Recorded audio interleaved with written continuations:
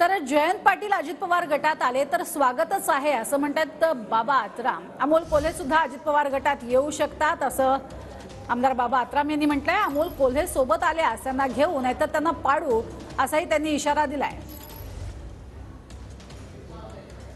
राष्ट्रवादीचे नेते संपर्कात आहे असं मी काय सांगितलं नाही, परंतु जसं जसं संपर्क होईल तसं तसं त्या लोकांना आपण आपल्या पक्षात घेण्यामध्ये आपल्याला काही अडचण नाही ना, कारण की ते बॉर्डरवर बसलेले लोक आहेत काही राष्ट्रवादी काँग्रेसचे जे साहेबाकडे असलेला गट। अमोल कोल्हेची चर्चा होती।